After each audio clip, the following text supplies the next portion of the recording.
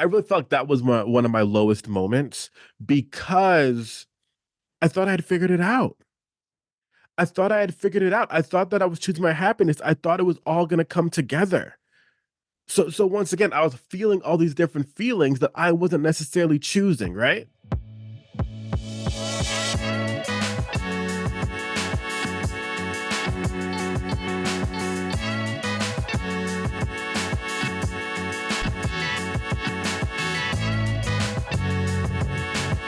Woo! Welcome one, welcome all to your place where everything empowerment. I am your host, Tariq Williams, and not only I am Vision of Hope, and we are Vision of Hope.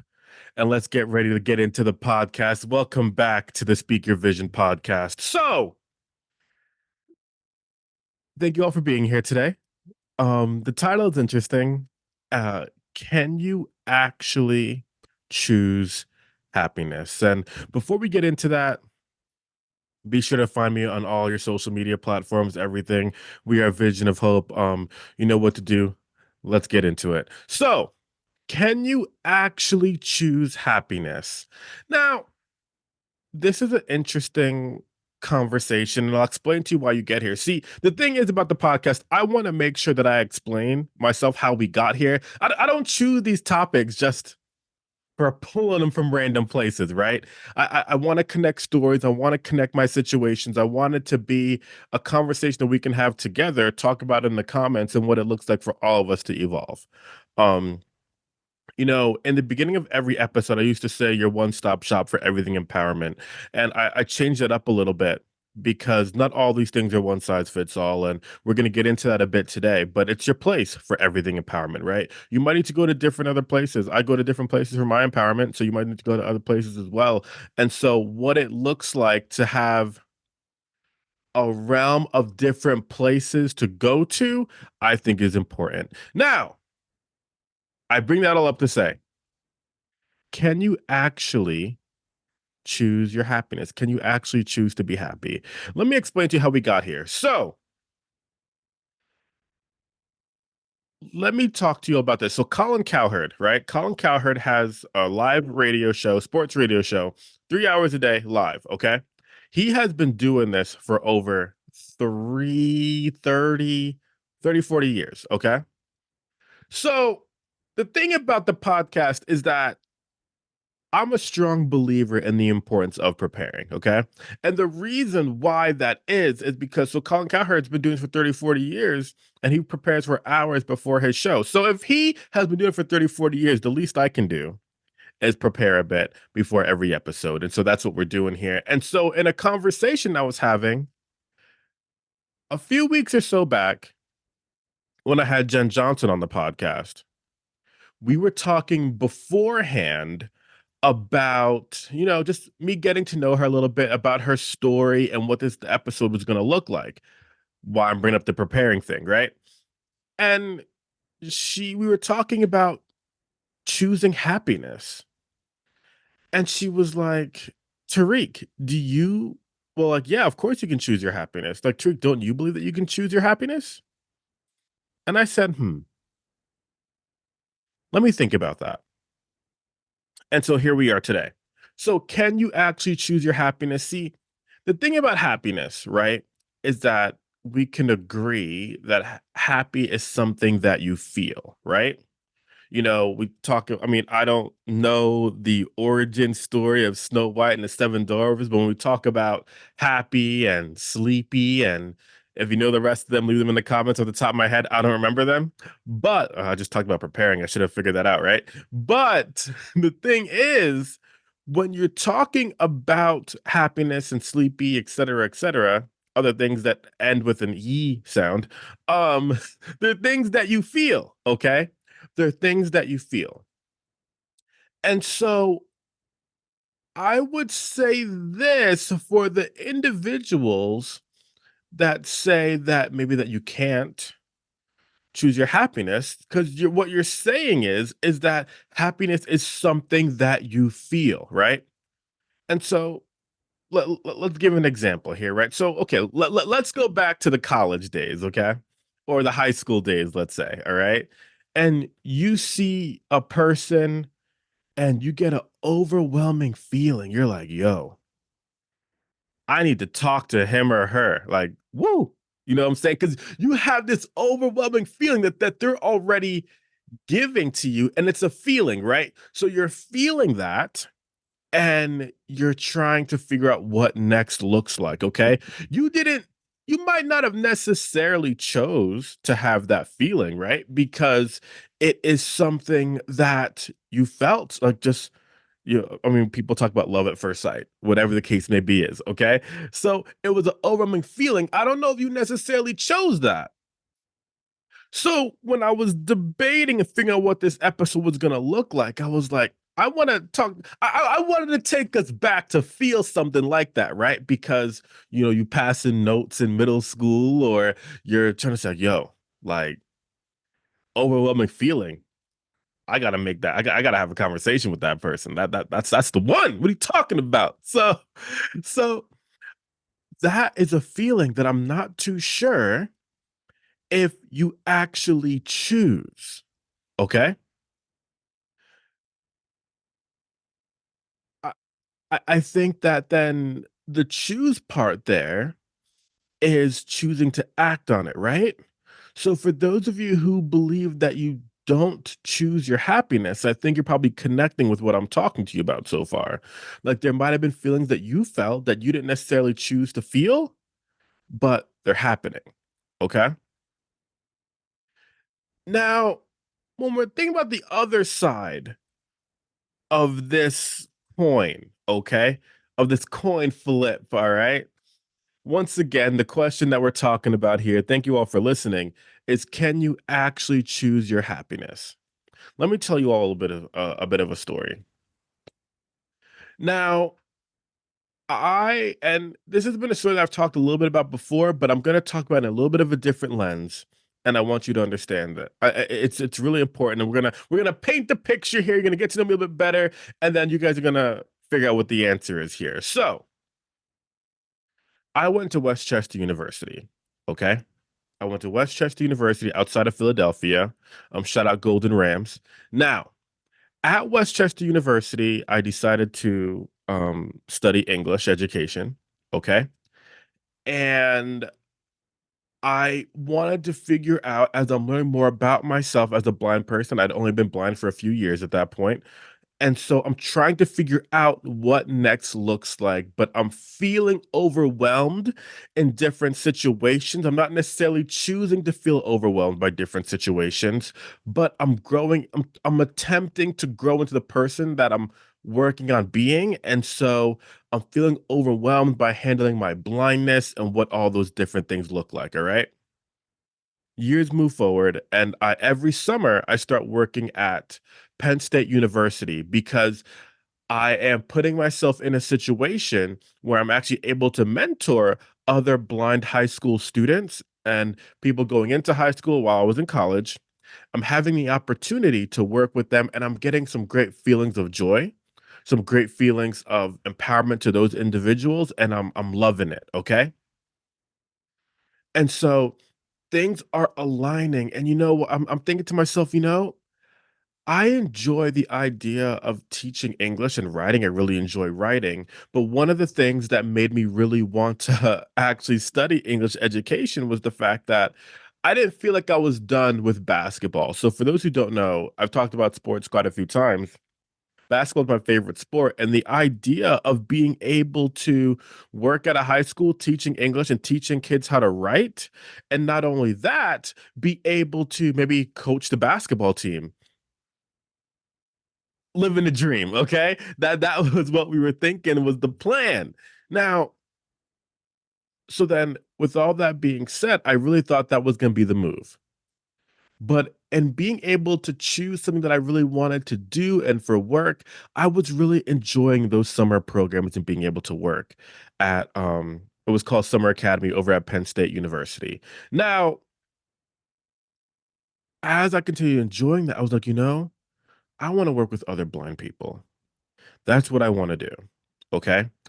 And What the title of this role would be is a vocational rehabilitation counselor is some of the initial people that you may meet when you have a disability and someone that's supposed to empower you and give you the tools you need to get a job. All right. And the idea of being able to do that for other blind people and everything like that sounded very interesting to me. Okay. Now,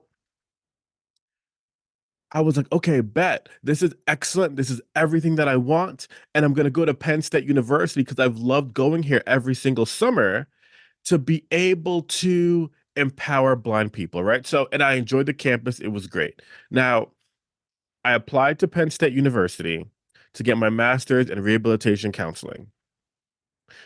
Side note, for those who don't really understand what rehabilitation counseling is, rehabilitation counseling, once again, is a master's degree to basically teach you how to help you um empower others and teach how to overcome some type of obstacle, if it's rehabilitation with jails, if it's rehabilitation with your disability, if it's rehabilitation with alcohol, drugs, et cetera.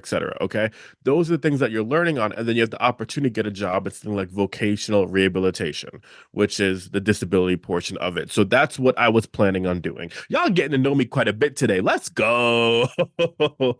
Okay, so with that all being said, I applied to Penn State University. And there was an interview process. So I got to go over to the university, and just check it out, what it was gonna look like, et cetera, et cetera. Okay. Now, I actually applied with one of my friends. Her name was Alexa, and sorry for turning on your Alexa devices, but I applied with one of my friends, and she was applying to go into the program as well. Real quick, whenever I think about the name Alexa or Alexis, I can't help but to think about Kanye West because she couldn't afford a car. She named her daughter Alexis. Yo, that line is crazy. Anyways, shout out Kanye. Couldn't afford a car, so she named her daughter Alexis. Woo. All right. Anyways, Alexis, cause Lex. Anyways, so so what happens is I applied. The interview process went great. Okay, it went excellent. Um, and I was and talked to other people in the program. They really enjoyed my personality. I really thought it was gonna happen. Okay, month or so later, um, Alexa finds out she gets into the program or so, but I hadn't heard anything else. Okay, and I'm not gonna go into why I didn't get in. I'll save that for another podcast episode. Leave in the comments if you're interested in hearing about that story, that intricate story about why I didn't get in. I'm gonna save that for another episode. But I didn't get into the program. Okay. And I was hurt. I was hurt. I didn't know what next looked like for me because I thought that I was choosing my happy by being able to be in a role that I thought that I could be very successful in. I thought that I could choose my happy. I thought that's what I could do. And then I was given that bad news, right? I I'm like reliving I'm like reliving how upset I was. And so I it's funny. So I'm still at Westchester University at the time. I'm a senior and I'm going to the library to do some studying as I'm recognizing that I didn't get into the program. Okay. And typically, like I dress pretty nice. Okay. I dress pretty, I like to, I think I'm a fashionable guy. All right. I think I'm a fashionable guy. I like nice shirt, hat, whatever the case may be. It's I'm matching. We talk about here. It's my, I'm authentically me. That's all I can be is just me because I am. Shout out Eminem. But all I can be is me, my authentic self. I like to dress nice, okay? This day I didn't dress nice. All right. I'm wearing these like baggy blue sweatpants and I'm wearing this like I like this other sweater. It's nice, but it's just like things are not I look like a mess, okay? And I saw one of my friends as I'm going to the library and she said to me and she was leaving and I'm wearing these baggy blue sweatpants and this weird zip up sweater. And she's leaving, and I see her as I'm walking in, and she goes, "Tariq, you look terrible." And I said, I was like, "Yeah, I don't know."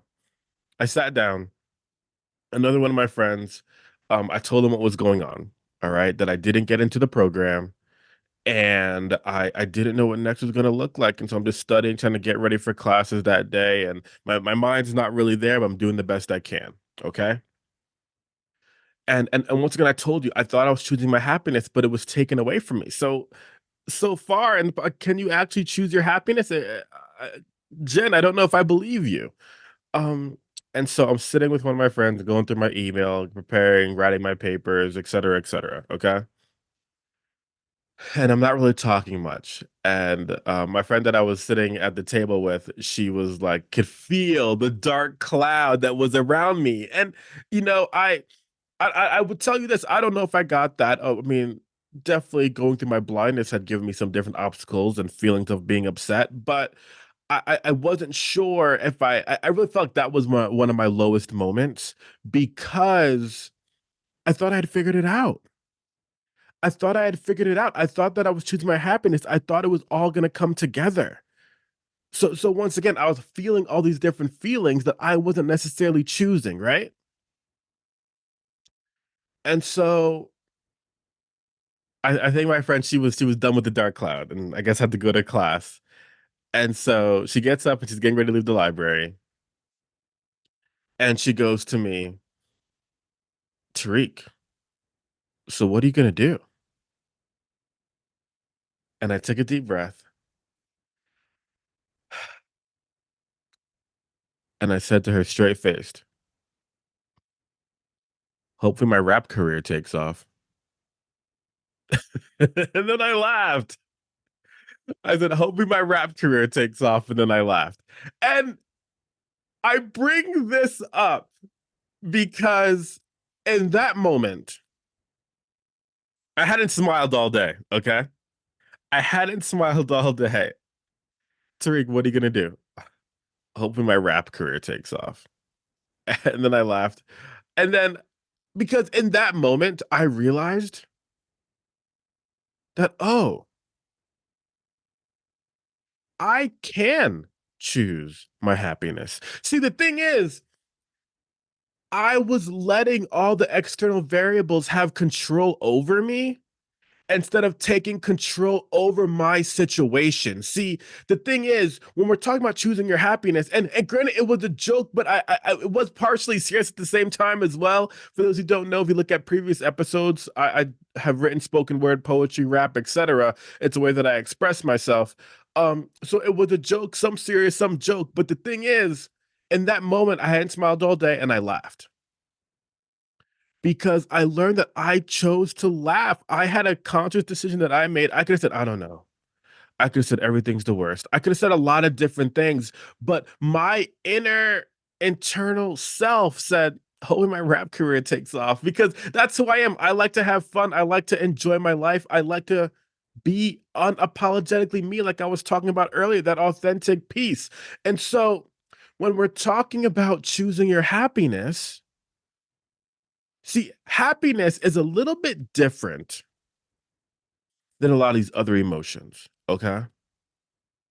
It's a little bit different than all these other emotions that, like, you only feel, right?